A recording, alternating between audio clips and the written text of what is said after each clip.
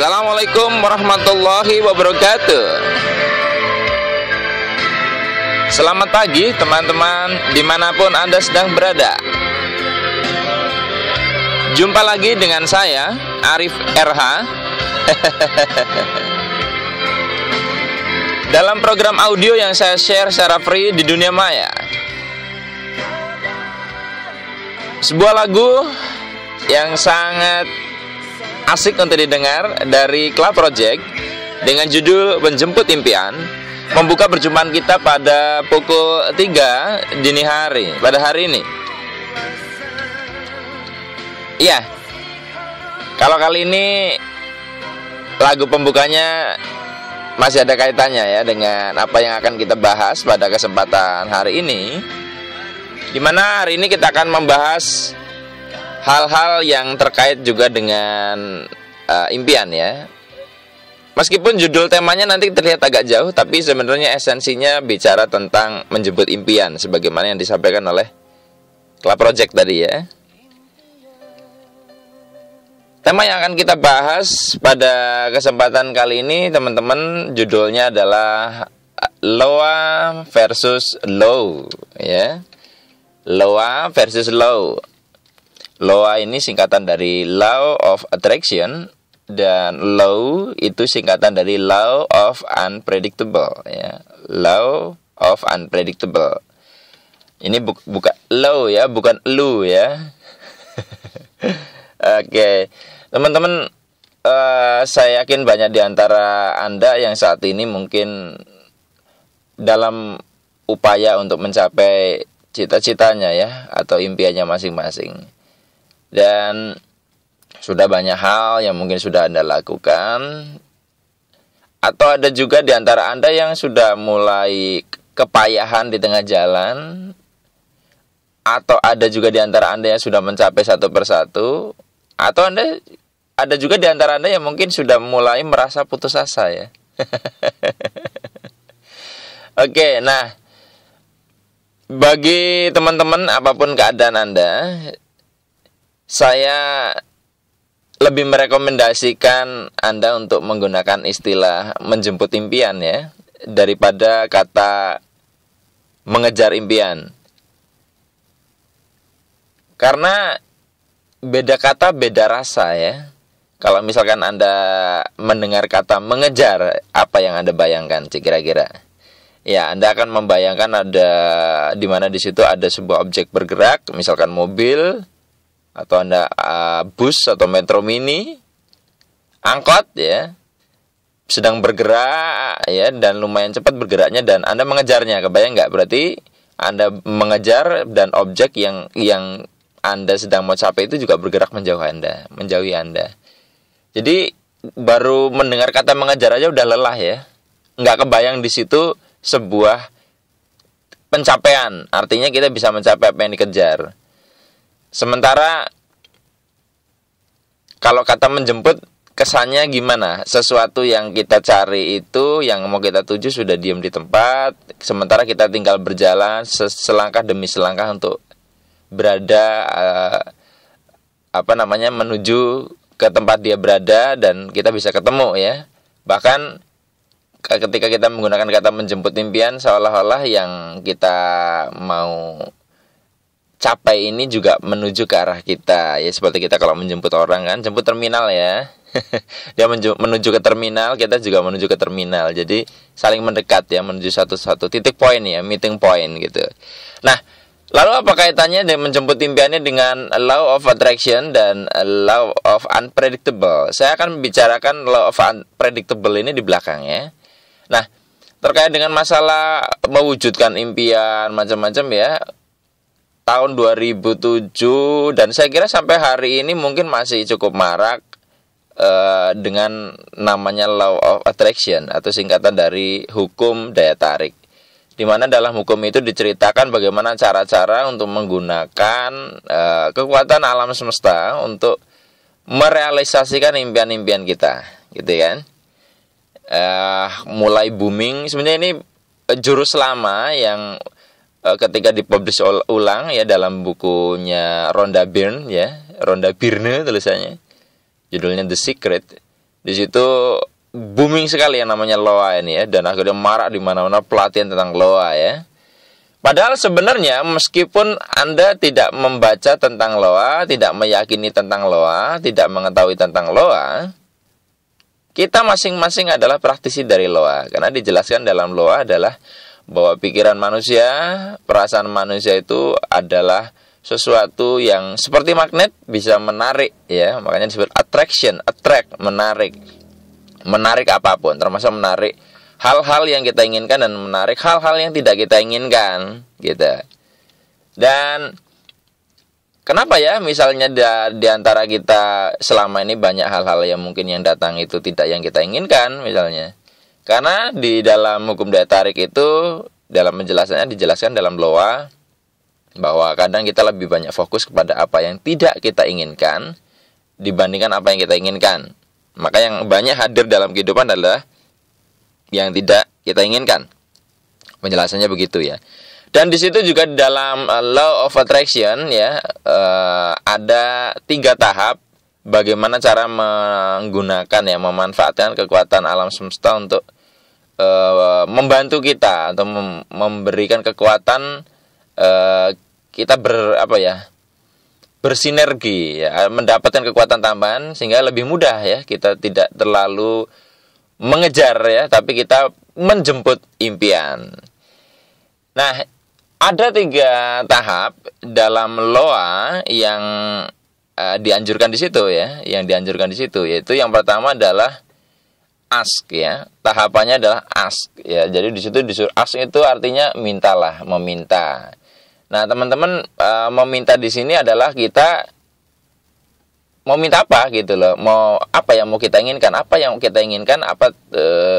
impian kita. Itu di situ dianjurkan suruh ditulis ya, kemudian divisualisasikan ya, kemudian ditempel gitu ya. Cara-caranya kurang lebih seperti itulah. Punya apa sih yang mau kita minta gitu. Misalkan Anda pengen punya jodoh dengan kriteria begini misalnya ya. Itu seperti itu. Kemudian setelah minta ya, yang kedua adalah ya, pertama ask, yang kedua adalah believe. Ya, believe ini artinya kata yang kerja ya, itu percaya, yakin ya, yakin tepatnya, yakin.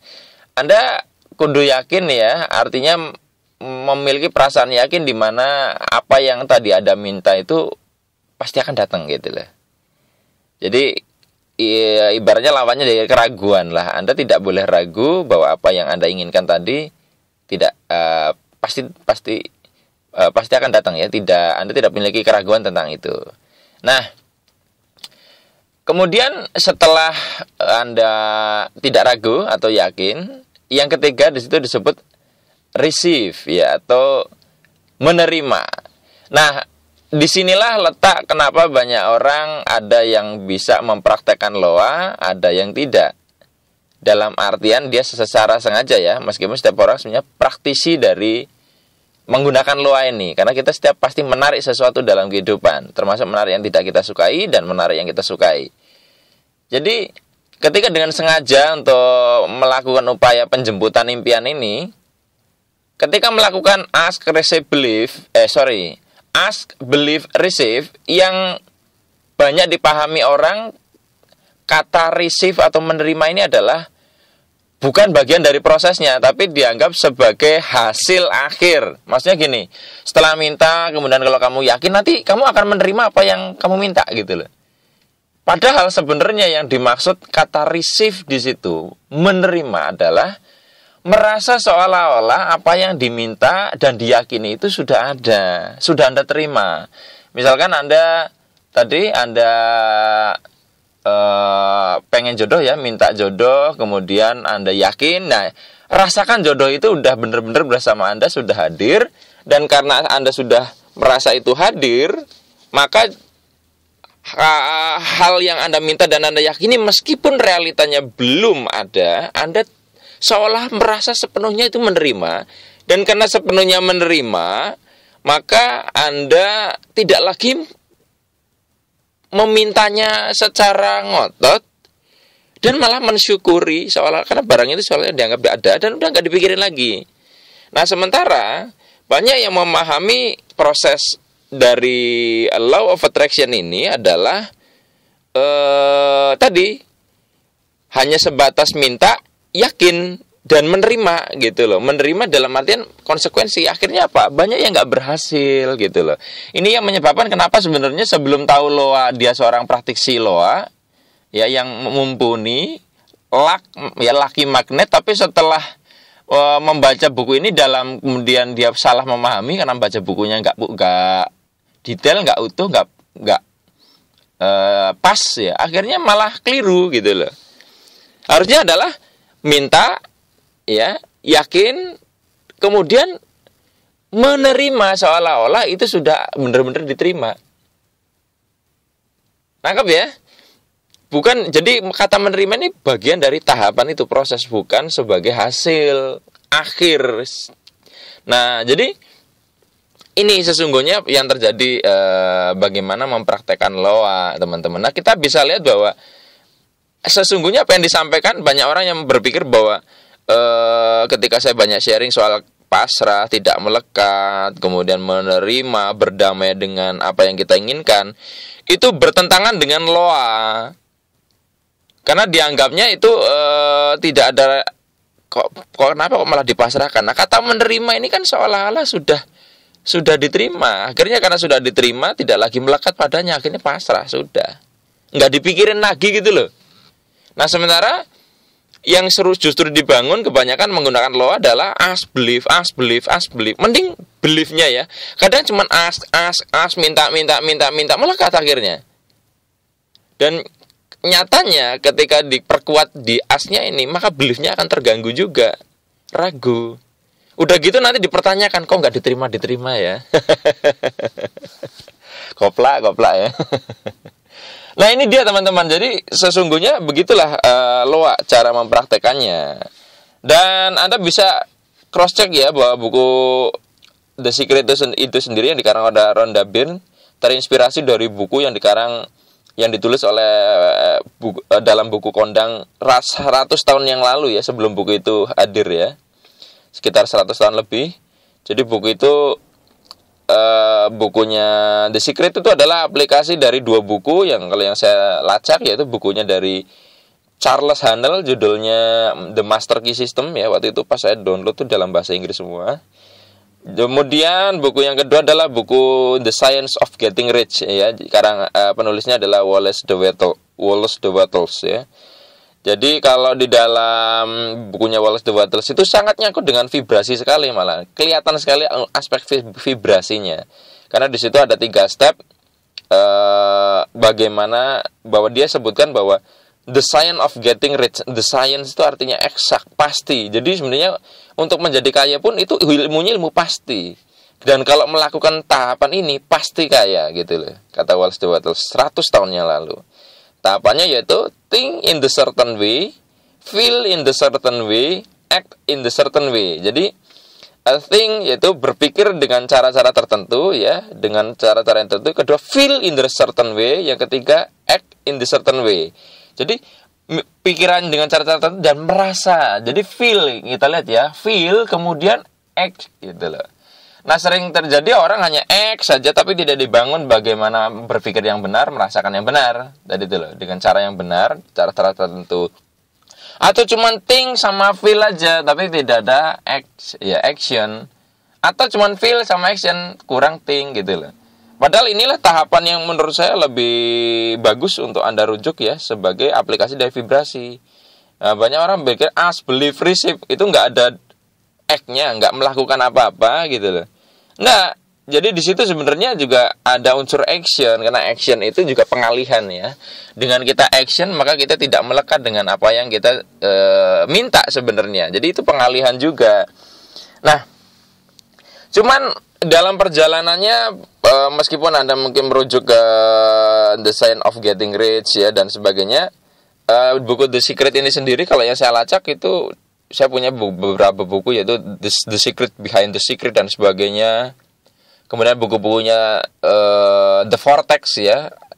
Jadi itu penulisnya siapa itu? Jerry Hicks dan siapa? Bahwa sebenarnya banyak dari video, dari buku The Secret itu sendiri bukan aslinya. Artinya sudah melalui proses editing, dan justru yang diedit adalah hal-hal yang sangat krusial dalam aplikasinya.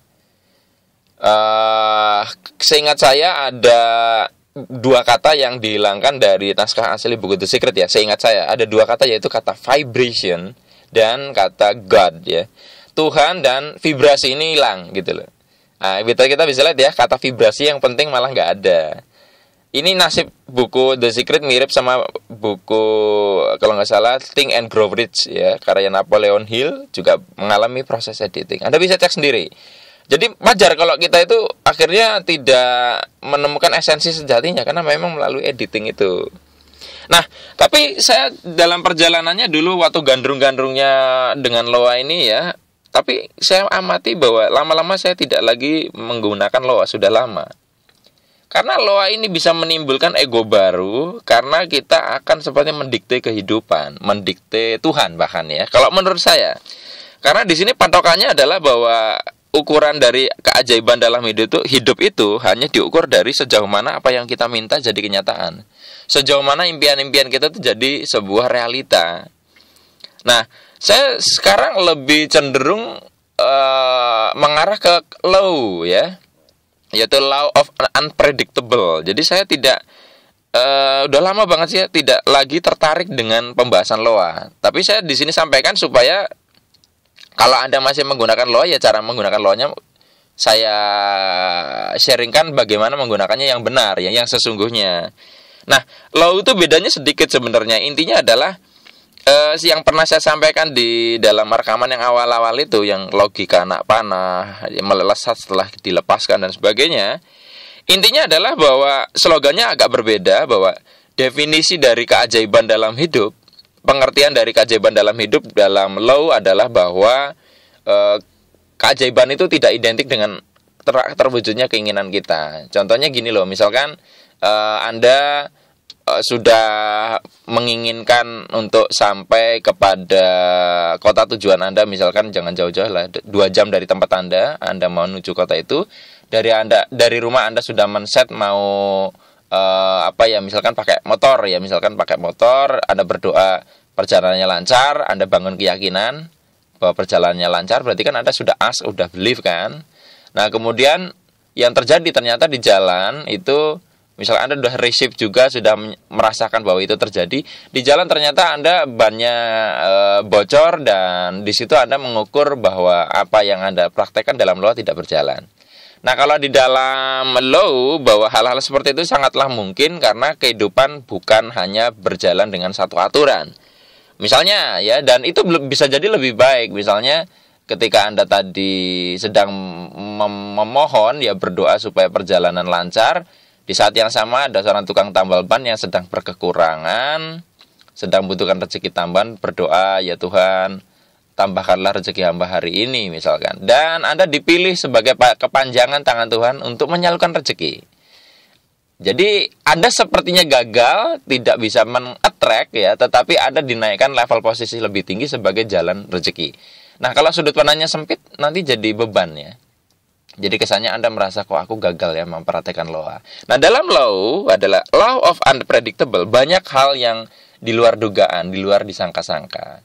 Dan ini cocok buat saya pribadi karena saya lebih suka tidak banyak berprasangka, tidak kakean mikir. Jadi bedanya gini loh, di Law ini adalah kita meminta ya, itu meminta saja. Misalkan ya Tuhan, saya kepengen ini gitu, saya yakin ya, saya rasakan itu benar-benar ada, tapi kemudian saya lepaskan, nggak peduli lagi. Ditambahkan begini, ditambahkan ada satu kata-kata adalah misalkan gini, ya Tuhan, misalkan gini, ya Tuhan, aku ingin ini, ingin X ya, tapi apapun yang nanti menurut Engkau diberikan kepadaku, itu yang terbaik menurut Engkau, sekehendakmu, dan aku terima padanya. Jadi tidak memaksakan bahwa harus X gitu loh. Karena apa yang kita minta belum tentu adalah baik untuk kita.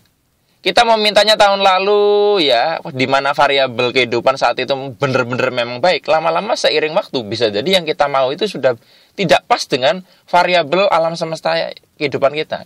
Sehingga menurut yang Maha Pencipta, kalau dikasih sekarang juga udah nggak pas juga. Ditunda lagi mungkin gitu.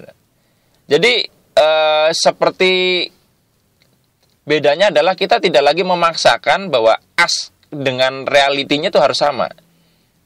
Nah, cuman ketika seperti di banyak yang langsung nggak cocok ya, kenapa? Wah, kenapa kok nggak sesuai?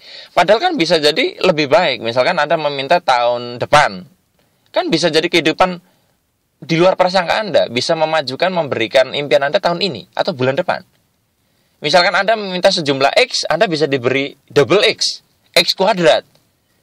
Nah, jadi sebenarnya dengan menggunakan law unpredictable, banyak hal yang justru bisa mungkin terjadi lebih dari apa yang kita minta gitu loh. Banyak kejutan-kejutan di dalam hidup. Karena gini, dengan kita memasrahkan sekehendaknya, kita jadi lebih bijak dan selalu benar-benar bisa utuh menerima apapun itu. Kalau kita memaksakan dari apa yang kita minta, akhirnya yaitu tadi, kita menjadi beban dalam mempraktekkan untuk menjemput impian ini. Kalau misalkan Anda pengen jodoh misalkan ya, ya Allah misalnya, ya Tuhan aku pengen jodoh yang begini-begini, tapi menurut Engkau yang terbaik, kapan timingnya, aku pasrahkan kepadamu sepenuhnya. Itu kan dengan menggunakan law. Tapi kalau misalkan Anda hanya ukurannya itu adalah kriteria Anda, impian Anda begini, ya, nanti membatasi justru kan bisa. Padahal kan bisa diberi lebih baik. Ya Allah, saya pengen omset 100 juta tahun depan. Dah, kalau kehidupan bisa memberikan lebih banyak dan bisa lebih cepat, kenapa tidak gitu loh. Karena kan nggak mungkin bagi Sang Maha Pencipta kan. Nggak ada yang mungkin. Nggak ada yang nggak mungkin kan. Nah gitu loh. Dan misalnya contoh banyak contoh yang kita bisa lihat dalam kehidupan kan, banyak yang di luar prasangka kita kan. Banyak hal di luar prasangka kita sebenarnya daripada apa yang kita prasangkakan. Buktinya apa? Banyak kan di antara Anda yang bercita-cita waktu kecil jadi ini, dan banyak yang akhirnya meleset toh. Tapi dengan melesetnya itu Anda menemukan kehidupan Anda jauh lebih baik ya. Contohnya saya dulu kepengen sekali jadi dosen ya, ngajar di universitas. Tapi yang terjadi realitasnya saya malah kuliahnya lama, berdo, belok, akhirnya terjerumus ke dalam apa yang sedang saya jalani saat ini gitu loh. Tapi saya merasa lebih asik, merasa lebih hidup, merasa banyak kesempatan untuk bisa berbagi gitu loh. Dibandingkan jadi dosen, saya membandingkan seperti itu. Oh, untung ya doa saya nggak dikabulkan gitu loh. Jadi banyak doa-doa kita yang tidak dikabulkan itu dalam rangka untuk membuat kita ke arah yang lebih baik. Nah, contoh yang lain, ada yang misalkan bagi Anda yang muslim ya, atau untuk yang beda agama Anda sesuaikan. Contohnya sholat duha, yang ini kontroversi juga, yang katanya disebutkan sebagai salah satu cara untuk menarik kekayaan ya. Misal nih ya, kita nggak perdebatkan ini benar atau tidak. Kalau menurut saya sih ibadah aja ya. Misalnya gini, dikatakan itu karena ada doanya kan, bunyinya kan begini ya, Allahumma inna du'auka wal baha wa jamaluka wal quwata wal qudratuka wal ismatuka bla bla bla ya. Jadi ya, intinya jika rezekiku di langit turunkanlah, jika di bumi keluarkanlah, jika bla bla bla berkotor sucikanlah dan sebagainya. Di situ kan ada minta rezeki diturunkan, dikeluarkan ya. Jadi itu dianggap, makanya doa sholat duha itu untuk menarik kekayaan misalkan, untuk menarik impian Anda ya. Tapi banyak yang luput mencermati satu hal. Di situ kan tidak ada dalam doa itu turunkanlah besok cepat segera, keluarkanlah besok cepat segera, cepat, nggak ada kan? Cuman turunkanlah, keluarkanlah, bla bla bla dan sebagainya. Artinya kapan turunnya? Ya terserah yang ngasih. Diturunkan dari langit kapan? Dikeluarkan rezekinya kapan? Nggak ada di situ dalam doanya itu dikte. Artinya terserah kan? Tidak maksa-maksa. Nah, banyak yang justru ketika membaca doa ini tuh seperti teks doanya diubah begini. Jadi cepat turunkan, cepat keluarkan, cepat gini, cepat gitu. Dimana kan kalau kita sangkutkan dengan vibrasi, kata cepat ini melekat ya. Akhirnya tidak sabar, tidak menerima dengan apa yang sekarang ada. Jadi semakin memperbesar impian justru semakin membuat jurang pemisah dengan rasa syukur. Gitu loh. Karena ini agak kontras ya. Kalau kita ingin maju, kita harus punya keinginan lebih baik dari sekarang. Tapi kalau ingin bahagia, ingin bisa menerima, kita harus bisa menerima yang sekarang ada, gitu loh. Ini paradoks. Gitu teman-teman ya. Jadi law ini lebih kepada kita tidak lagi berpatokan bahwa harus begitu. Kadang kita maunya ke sana tapi bisa belok dulu ya. Seperti Anda main biliar. Kalau misalkan Anda jadi bolanya itu kan, Anda berpikir bahwa bola ini langsung tok ya, kena ke bola yang menjadi target dan bola itu masuk ke dalam lubang. Kan bisa juga prosesnya si bola putih ini ya, yang menjadi sarana untuk memukul itu bukan dilangsungkan, tapi dia dipantulkan dulu ke pinggir kan. Kalau Anda lihat permainan biliar, ceduk gitu ya. Sepertinya belok ya, tapi justru lebih efektif dalam membidik bola biliar yang dituju. Jadi kadang kehidupan di luar prasangka kita dalam tujuan begitu. Nah sekarang Anda tinggal memilih mau tetap menggunakan loa ya monggo, tapi saya tadi udah sharing bahwa yang benar seharusnya begitu. Dan yang mau menggunakan lau seperti saya yang sudah nggak mau banyak mendikte kehidupan, dalam artian ya sudah saya mau ini saya persiapkan diri saya lakukan sebaik mungkin. Saya perbesar wadah saya memantaskan diri. Urusan nanti dikasihnya seperti apa, itu Tuhan lebih tahu. Itu kalau yang saya yakini. Jadi nggak mendikte-dikte gitu loh ya.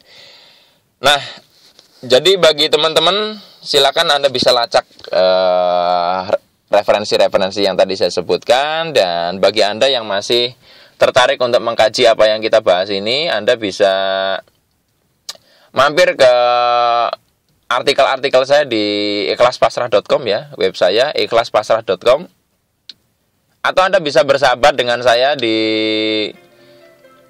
Facebook saya, namanya Arif RH ya, Arif RH. Silakan Anda follow karena pertemanannya sudah mulai terbatas ya. Baik teman-teman, inilah akhir dari perjumpaan kita pada kesempatan kali ini. Terima kasih atas atensinya. Mohon maaf apabila ada kata-kata yang tidak berkenan di hati Anda. Sampai ketemu lagi di rekaman yang selanjutnya. Saya akhiri, billahi taufik wal hidayah. Wassalamualaikum warahmatullahi wabarakatuh. Telah jamku